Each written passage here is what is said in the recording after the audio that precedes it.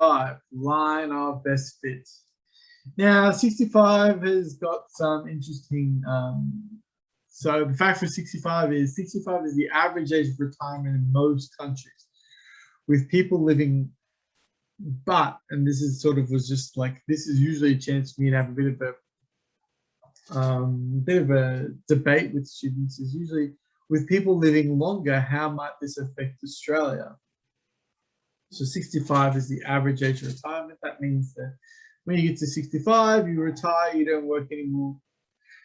There are many people that work past the age of 65, and that's fine. Usually that's so they can make more money, so they can retire easier. Some people work less because they work a great job so they can retire earlier, or because health concerns stop them from working. But we do have a bit of an issue at the moment with regards to retirement. There are lots of issues with retirement, and I actually really would suggest that you guys look at these issues, and you might think, but they don't concern me. But yeah, you're right. They don't concern you. Might not think that they concern you now, but they do still concern you. I have a lot of students that, when I was your age, I used to think, well, retirement's not. I don't really care about retirement. Why would I care about retirement? And the thing is, I'm not retiring. But what's interesting is the backlog. If you have someone retires, then a job becomes available. And then someone who's like in their 50s can take that job. And then someone who's in their 40s can take the job that was left behind. And then someone in their 20s can take, someone in their 30s can take the job that was left behind, which means that there's a job for like a 20-year-old to come into the workplace. So if 65-year-old, if you people don't retire, then that means that there's not as many job vacancies for young people. So everything does have flow-on effects. Anyway, whatever. It's not really the point of the argument today. I just thought I would. Usually, it's like it gives me a chance to talk about different things. I don't know. I find I'm not really close to the retirement age, so this isn't really something that affects me at the moment. But it's always something that I like to just bring up, just to make sure that you guys are aware that there are many issues that occur. Okay, so let's talk about what we discussed last lesson. Last time I had you guys, we talked about lesson 7D, which is about correlation. So what we did is we talked about how to find correlations. We said that correlations implies a relationship between two variables. So what we did is we said that first we talked about Pearson correlation, which is essentially a way to talk about correlations. We can say that if we say it's R is above 0.9, we say that's strong, but if R is pretty weak, then we say that we don't really know what's going on. So we sort of suggested this graph here, when you've got between 0.75 and 0.99, we say that it's strong, moderate, and weak is between 2. So 0.5775. So anything above 25% is a pretty weak, but it's still there. Anything below 25%, we say there's no association. So that's how we get these sort of ideas. We then talked about this idea of correlation versus causation. I said that, hey, even though like ice cream and sunburn are correlated, that doesn't mean the two things cause one another. It's usually there is another cause. Now, I was said that there have been some of these suggestions with regards to COVID.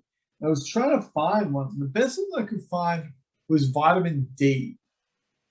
So near the start of the pandemic, there was a big sale of vitamin D supplements. The reason for that is that they did a couple of investigations where they looked at the likelihood of death. So they looked at the people that were coming into the hospital and the chances that they would die and their vitamin D levels. And they found that when you had a low vitamin D level, you were more likely to pass away than if you had a high vitamin D level. So what happened? Well, people went out and they started to buy vitamin D tablets. And they thought, well, maybe if we increase our vitamin D level, then we're not going to be likely to die. But again, there was another variable, another hidden variable. In this case, the hidden variable was this. So did low amount of vitamin D increase the likelihood of death? Well, no, not really. Elderly people usually have less vitamin D than the rest of the population, and were also more likely to pass away. So what that meant is the confounding variable, the variable behind it, just like how here we had the sun, there was the common cause. In this case, the common cause was age. Age was a common cause. So now there wasn't much, this wasn't a big deal because ultimately, if people went out and they had vitamin D tablets, it's not going to make them sicker. Like, that's one of the advantages here. It's like, it's not going to make you sick if you have vitamin D tablets. But it was just sort of this thing. It was like, well, it's not true. Like, like having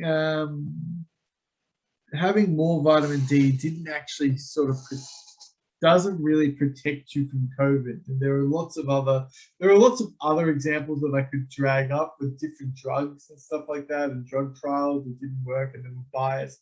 But I thought I would just keep it nice and simple. Vitamin D, by the way, if you want to know, is the vitamin that your body produces naturally. It produces it naturally when you're exposed to light. So usually vitamin D levels go down in humans when you stay inside a lot. So during winter, people usually say you should take vitamin D supplements because you don't get to go outside as often, you don't get as much sunlight. And of course, you might think that elderly people probably, I think they don't produce as much vitamin D as they used to because their bodies are deteriorating, but also they don't, most elderly people are inside a lot more of the time than they are outside. So yeah. Anyway, so yeah, interesting. We then talked about what causes it. So common response is definitely one of them. We talked about a couple of other things, but I said these aren't accessible, so I'm not going to go over them again. And I ended up this idea of correlation versus causation. The difference between them is that you can't, with correlation, you say are more likely, you don't say cause, whereas in causation, you say the amount of alcohol causes you to increase the chance of, so you say are more likely versus increasing. So, it sort of suggests one thing versus another. And then I gave you guys another example here where we talked about smoking leading to lung cancer and other people trying to find common causes, when in fact there wasn't a common cause. So essentially that was what we did last lesson, where we talked about correlation and causation. And yeah, whether or not one causes the other. And there's a lot of interesting research to go into here. There's a lot of interesting thing about statistics that I would love to explore, because this sort of correlation and causation start to examine the look at how can we use statistics ethically? How can we make sure that we are actually exploring what we think we're exploring? It's a very interesting question. But alas, unfortunately, we do not have time. So we are going to jump ahead to the line of best fit. Now, we'll be able to plot an equation of line of best fit and interpret and calculate a line of best fit. So there's going to be a lot of bits and pieces going on this level, this class, but all this stuff you have seen before. So you should not be worried about me surprising you guys with something brand new. I actually don't think there is anything brand new for the rest of the course. I actually think everything you've seen, I will show you've seen before. So don't be too stressed. The first thing I wanted to do is talk about 7E. I wanted to talk to you guys about how to do questions 1 to, so what I've decided, with 7E, there are 5 questions I think I want you to do. For questions 1 to 3, I wanted you guys to find R, but I wanted you to find R by using a program to find R. Normally, I would have just done this straight from a calculator, but again, I can't because we don't have the calculators. I can't do that. So let me show you. I want to show you how you would do a question like this. Can I just get a suggestion in chat? Would you guys prefer me to do it in Google or Excel? Which one do you guys have more access to?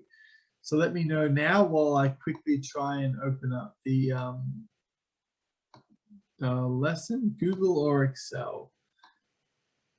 Yeah, I thought that would be the case. I thought most of you guys would choose Google because it's the free one, but you know, I thought I would ask you just in case. Give me a second.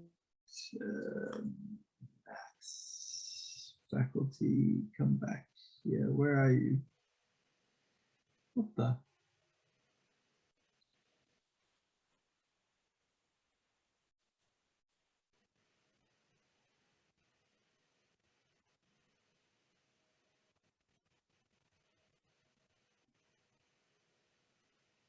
There it is. Maths faculty. Yeah, then general maths. Cambridge. Chapter 7. Here we go. Cool. Now let's share this. So I'm going to be jumping around from slide to slide. Just be aware of that. So first thing we're going to do is I'm going to jump around to this slide here, and then we're going to go to 7 to here, 7D. Let's go to 7E. So 7E has got 1, 2, 3, 4, 5 questions. So what I'm going to do is I've said questions 1 to 3. We're going to use an online. You guys are going to. What you do is use a calculator to determine the Pearson correlation coefficient for this data set. So let's see if we can figure out the fastest way to do this. So what you would do is now if you guys have got this online, hey, guess what? You just copy and paste it. So like this. Let's jump over to here.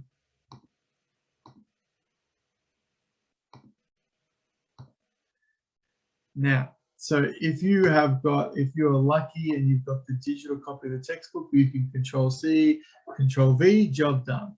If you don't have a digital copy of a textbook, then you will have to do it manually. So you'll have to have weight, you'll have glucose, and you'll just have to go tab forwards and backwards multiple times until you add all the data in. But yeah, ultimately you will get this data in here.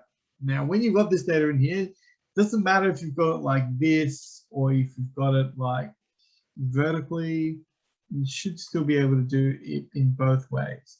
What we'll do is step 1 is you select all of your data and you go insert. I'm pretty sure you go insert chart. And that will create a chart. Luckily for us, it comes out as a scatter plot. If it doesn't come out of a scatter plot, you click scatter plot. Now, if I look at this scatter plot here, this does not look very linear, but remember, this is all projected from 0 to 100 to 125. So you can actually probably change this, but we're not going to because we're just going to keep this nice and simple. So once you've got this chart, you can scroll down here and you should be able to see there is one down. Where is it? Is it customized? Let me see if I can remember where it is. Aha. If I go customize, I can then go circle on to customize and chart editor. You can go series. And if we scroll down, you can see this thing that's called trend line. When you click on trend line, it adds a line of best fit. So trend line, line of best fit, same thing. And then of course you can then push this button which says show R squared. So there's R squared, 0.325. So therefore R is going to equal the square root of 0.325. And that will give you your answer, 0.57. Now, And that's how you would calculate R. So what I'm going to ask you to do is for the first 3, so for questions 1, 2, and 3, that's the process that I would like you guys to use. If you have this situation where you've accidentally lost you haven't got the chart editor, if you double click on the chart, then it will pop up over here. So remember, just a quick reminder, you go customize, series, and then you scroll down till you hit trend line. When you push trend line, you can push show R squared. You can also show the equation. See here it says use equation. You can actually write the equation here instead. So it gives you the equation too. You know what? I'm just going to play around with this a little bit more just because I can. I'm just going to change the axes. I'm going to change the vertical axis. I want the vertical axis to start at 75. Maybe not. Maybe I want it to start at 80. And that sort of allows you to sort of see, actually, you know what? That's more linear than I thought it was. It's still not very linear. That's why our R squared is so small, but yeah. Okay. So just quickly, I've just got a question in the chat. I'm just going to read this question out for us.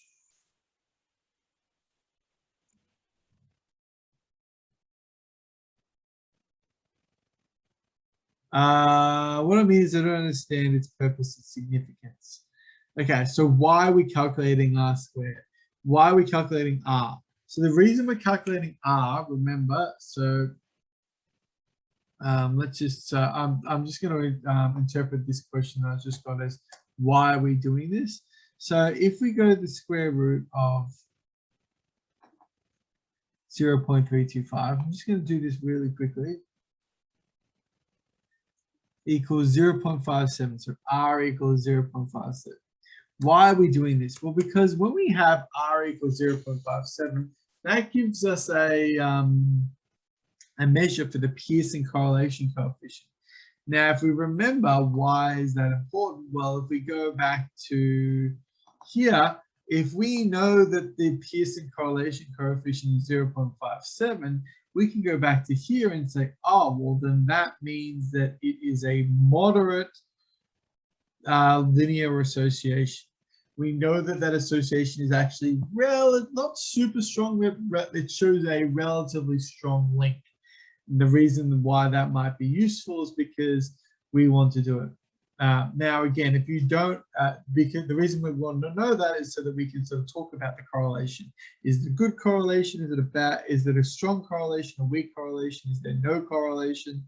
If it's a weak correlation, then that means that maybe this is not a good description. So here we've got a link between glucose and weight. So the more you weigh, the more glucose you have in the lighter you weigh, the less glucose you have in your body. But maybe that's not a good way to measure glucose. Maybe it might not be. Maybe weight is a bad thing. Maybe if we did BMI instead, so body mass index, so that might give you a better correlation than weight on its own. So yeah, there are different ways. That's sort of why we are looking at it. I'm not sure if I've answered that person's question. I've at least tried to. Now, if you're playing this game with Excel instead, it's pretty much the same process. What you would do is let me see if I can quickly open this up again. Sharing this one. So what you would do is you would copy this, you would open like Excel. Yeah, that'll do. So let's see, share. Okay, here we go, Excel. Here we go, beautiful, bang, home, Control V, job done. Okay, pretty much the same process as well. Insert. But when you click insert, you should get this little button here, which says insert scatter plot. Bang, there's your scatter plot here. So let's see if this works properly. I think it has. This is even worse because both of these are fixed at 0. By the way, guys, you're allowed to use broken axes when you guys do graphs. So if you were asked to graph this, you should not be graphing from 0. You should be starting at 60 or something similar. And but anyway, it's not important. The point is that can we do the same thing? You would click. The difference for this one is instead of going zero, you would actually, I think the easiest way that I've found in the past to do this is to click on these points. How do I do it? Let me see if I can remember. Click on the points, right click, and go add trend line.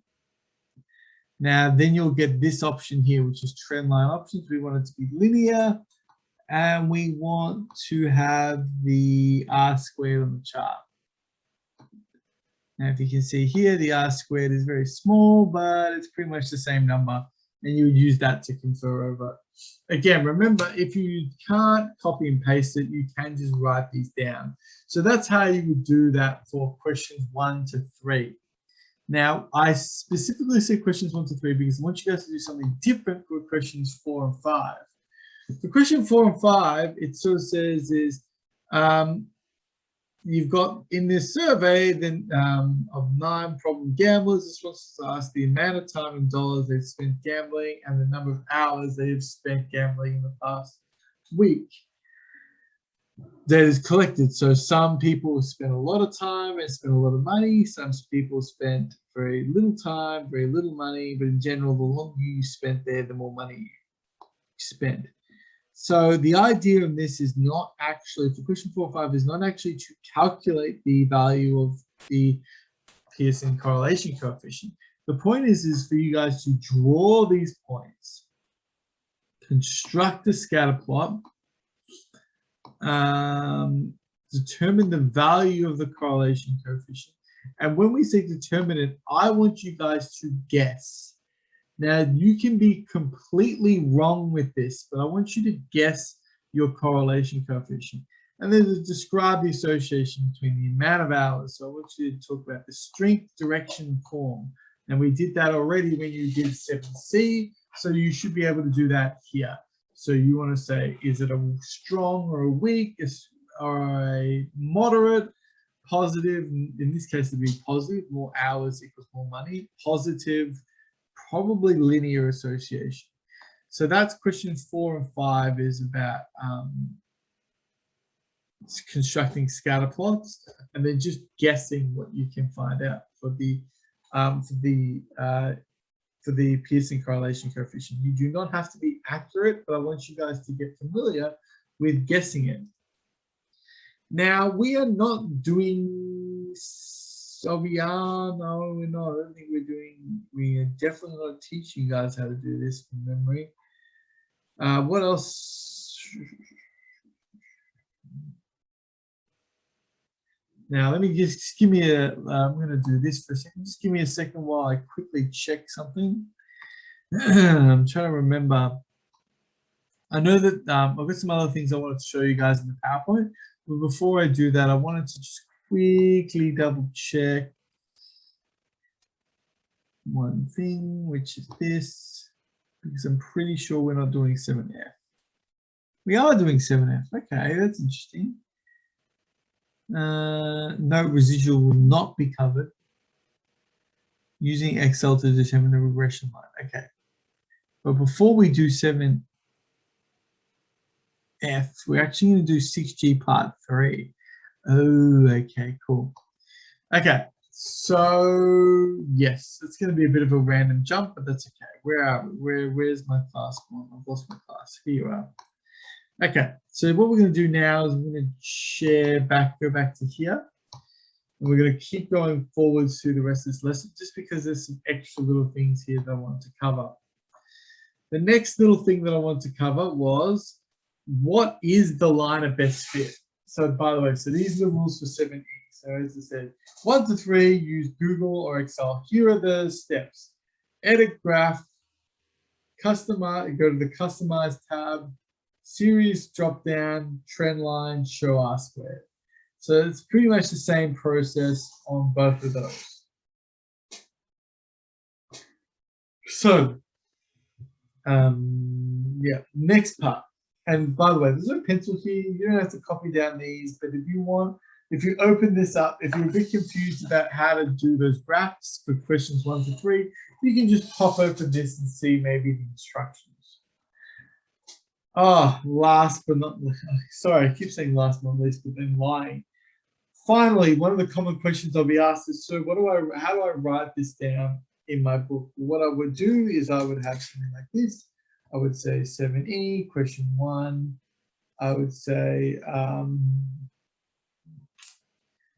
done on Google Sheets. Then I might actually then say R squared equals whatever, R equals, and then that'll be it. If you want to be like a special little snowflake, you can even like include in your book and you do like, you should use link, whatever it is, share the link or whatever, but I don't think that's necessary. So just as long as you've done this, I will trust that you've done this on Excel. Or and I can't really prove it anyway. If you want to take a screenshot or something, whatever, but it's not that important. Just doing the calculations like that.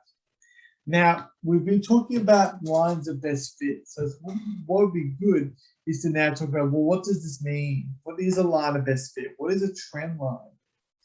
A line of best fit gives you a linear line that generally follows the points. The equation of this line of best fit allows us to make predictions about the data. It links the explanatory variable to the response variable. The calculation for finding a line of best fit can be complex, so we will use a calculator. This is true in year 11 and year 12. There is of course an algorithm that we use to find the line of best fit, so we can prove that this is the best line. It's called the least squares regression calculation, and I barely understand how to do it myself. And so, yeah, it's not something that you guys will have to do at all. I'm just telling you guys, hey, yeah. Obviously, of course, this also depends on whether or not you have a strong correlation. If you have a moderate or strong correlation, you can find the line of best fit. If you've got a weak correlation, then there's not really much point in you guys doing a line of best fit, because it's going to be very difficult for you guys to find a line of best fit, and also it won't really make that much sense. Let's just say you've got a weak correlation between, if you've got a weak correlation between age and favorite ice cream, right? Then that's not going to be like, you've got a weak correlation between age and the amount of ice cream eaten or something like that. Then there's no point in you making an equation, because it's not going to be very useful. But if you have a relatively strong equation, so for this one, we've got a correlation between temperature and sales. So they just maybe measure the temperature and they get the amount of sales. This might be for, I don't know, jet ski rentals or jet ski purchases. And they find that, hey, you're not getting very much sales when the average temperature is 12 degrees, but when the average temperature is more like 26 degrees, you're getting a lot more sales. This might be for air conditioning sales, who knows? But the point is, in this picture, is that we can see that, there's a pretty strong correlation, so we can draw a line of best fit. Now, one of the things about a line of best fit or a trend line, and I like to point this out, it generally follows the points. You can see there are some points that do not lie on the line. That doesn't mean that your line is broken. But you can see that, yeah, there are some there is about as many points above as there are below. And so it's sort of a close-ish line. And so, yeah, you will sometimes find that your line may not go through any points, but it goes close to all of the points. So that's what we talk about as the line of best fit. I'm going to change the slide in about 20 seconds. So if you haven't copied this down, then you've got about 20 seconds left.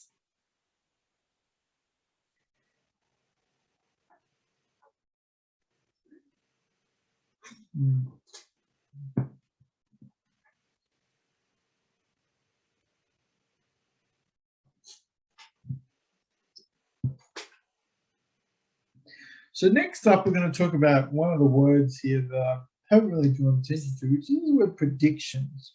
What do we mean by predictions? What do you mean that you can make predictions? Well, this is where we come back to this term.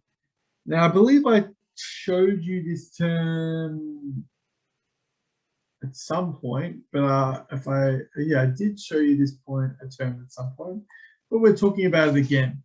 We're going to talk about extrapolation versus interpolation. Extrapolation means using a model like the line of best fit to predict values either above or below the data values. So let's just say that you have let's say that these two things here are like, let's just choose something random here. Let's just say this is, no, we're not going to do that. We're going to call this,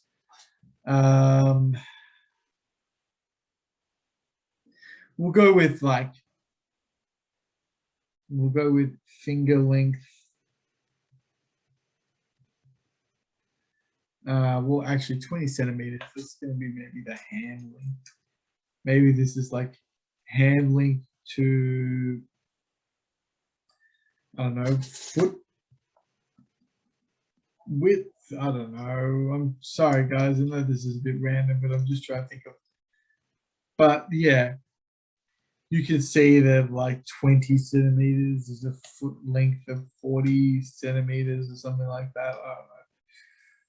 And what you could do with extrapolating is you can say, well, listen, we didn't find anyone with a 42 centimeter hand. But if we did find someone with a 42 centimeter hand, we could calculate how big their hand would be. We can base that on the fact that we know that the formula is 3x minus 20 or whatever it is. I don't know. And you could then use that formula to predict what someone, you might not have anyone with super tiny hands, but you can predict what someone with super tiny hands, how big their foot would be, so on and so forth. No, you don't have to draw the graph. So that's what we call extrapolation. So extrapolation is taking information that isn't known. The reason it's not known is because we do not have anyone past these 2 points. Now, interpolation means using a model to predict values within the data. So you might notice that even though we've got all these values, we don't have any values here. We don't have any values for anyone that is like 30. So you can actually use this to maybe predict what that would be. Now, out of the two, interpolation and extrapolation, this one is usually more precise. Because sometimes our models might work really well for a certain thing, but they won't work everywhere else. The example that I usually do for extrapolating is and when it doesn't work is I usually do stuff like height. So if you were to look at the height of against age, you might get the idea that as you get older, look at this, it's it might look like this. And so you might go, oh my God, as you get older, then you get taller. So therefore you might predict, okay, by the age of 60, you should be about like 3 meters tall, according to this extrapolation. But we know that that's not true. We know that it sort of peters off. The graph is not linear. So that's why extrapolation can sometimes not work all the time, and why interpolation is more accurate, because it's going to be within the data set. I'm going to change the slide in about 30 seconds. If you haven't got the text written down, then let me know. You don't need the picture.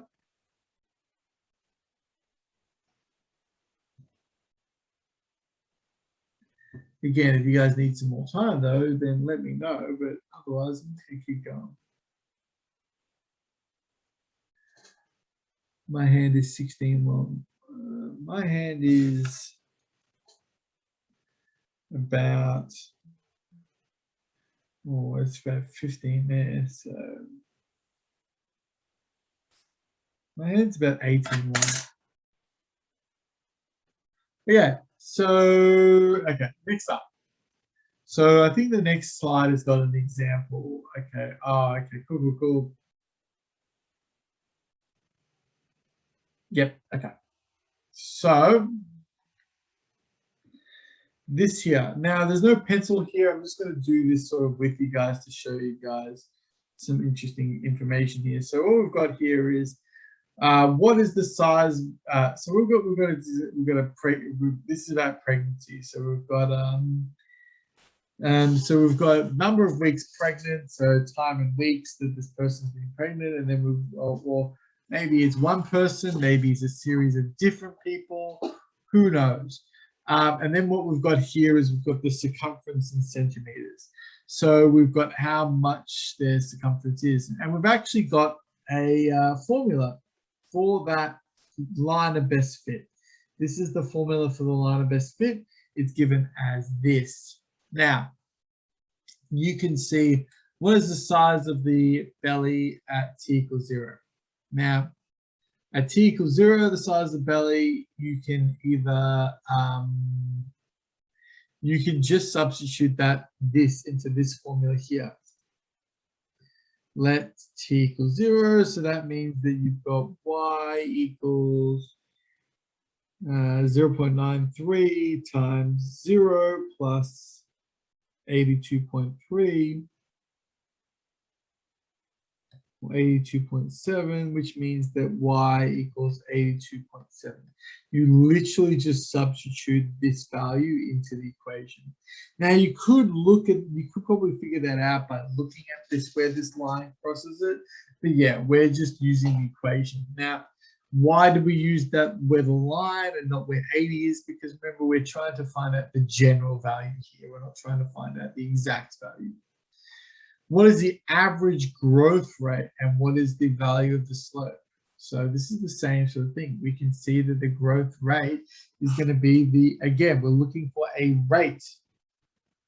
We're looking for a rate. Guess what we got here? 0.93 centimeters per week. So we're gaining about a centimeter every week.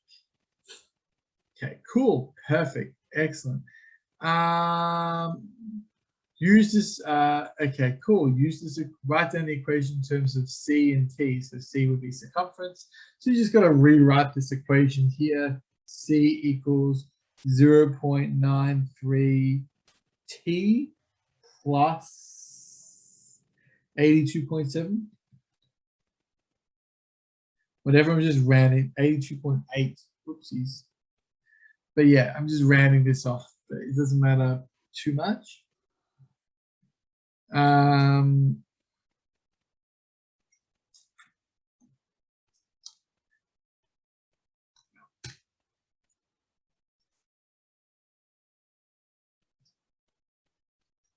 Last but not least, use this equation to predict the belly size at 12 weeks and 41 weeks. So we can use this. So for 12 weeks, that would be roughly around here. So that would make this, by the way, just so that we know, this would be interpolating. This would be between the data. We can also have a relatively good prediction. We would predict this to be between around 90 centimeters is how big we would predict this to be. So let's figure that out. C equals 0.93 times 12 plus 82.8.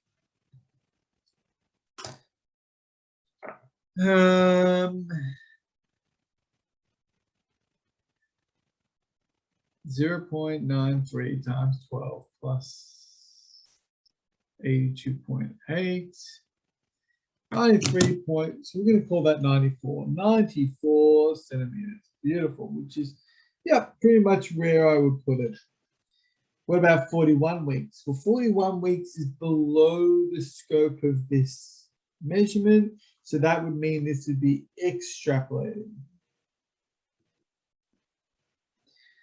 Now, what happens when you get to that? Well, then that would be so 41 weeks. That would be, again, subbing it in. C equals 0.93 times 41 plus 82.8. I can just change this to 41, and that's going to give me 121. Now,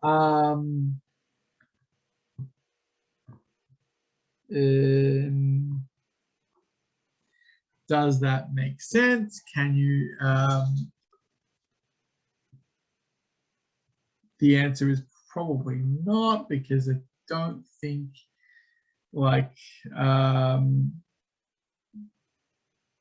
I think usually the thing is that usually pregnancies only last 36 weeks anyway, because that's 9 months. Might be, so therefore to be 41, you would have to be 5 weeks overdue, which is a bit too insane. So yeah, but the idea is like you could predict that, and that's why extrapolation doesn't always work, and that's why sometimes these graphs don't always work. So just keep that in mind, ladies and gents.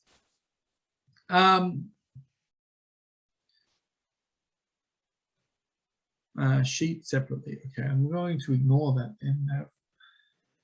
Instead of doing that with you guys, let's just ignore that. So what I've now done for you guys, let's look at the watch. Yep, cool. We've got about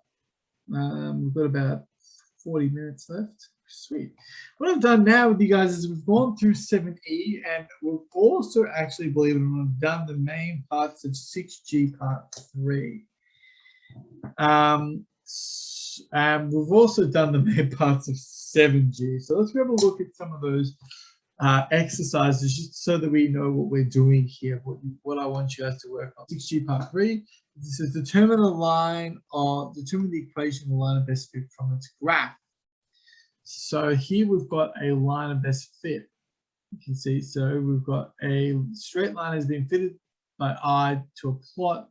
So this is just being fitted by I. This is not being calculated. Okay, so don't worry about that. Determine the equation of the line in terms of T and D. So how can we determine the equation of this line? Well, guess what? You're going to use the same method that we used in linear graphs. You guys have done this already, okay? This should not be brand new to you. So we've got a y-intercept.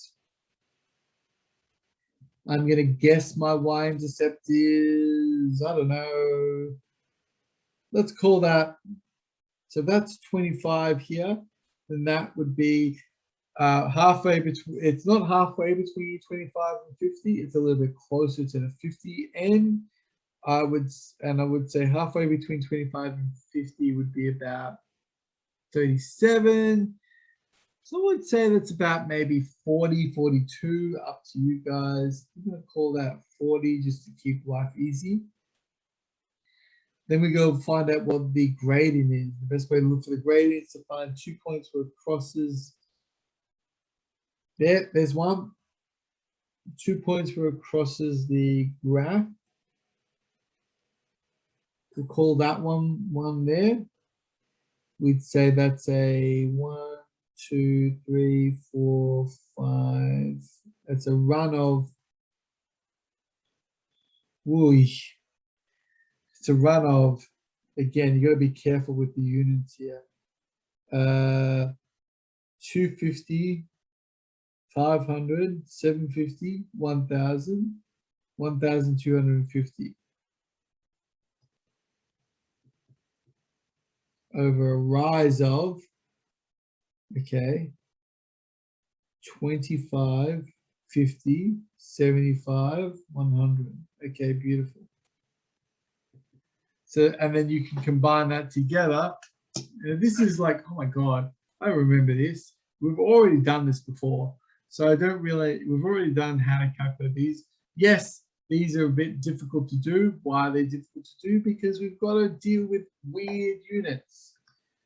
Ultimately, the answer that I got was 0.08. So therefore, my equation becomes T equals 0.08 D plus 40. Is that going to be exactly the same as your prediction? No, you guys might get a different prediction. You may think that that's not a y-intercept of 40, that's a different one. But once you've got your prediction, once you've got your line of best fit equation, you can actually use that for all these other questions, just like I showed you. So use the line of best fit to predict between two cities. Like how long is it going to take to get, if they're 2,500, substitute it in. What about if they're 4,500? Substitute it in. When making prediction B, are you interpolating or extrapolating? Well, prediction B is 4,500. You'll notice that we do not have any distances that are 4,500. So therefore, that would be extrapolating. 2,500, well, that's inside our data. So that would be interpolating. And then filling in the box. So then we're just filling in the box. So the same thing for question, pretty much the same thing for question 2 and for question 3. And then that's 6G part 3. So that's how you would do 6G part 3. As I said, you also have enough information. If you want to be a renegade, you could go as far as doing 7. You can't do 7F because I haven't really gone through 7F. But you could, if you really wanted to be like, you could jump ahead and do 7G,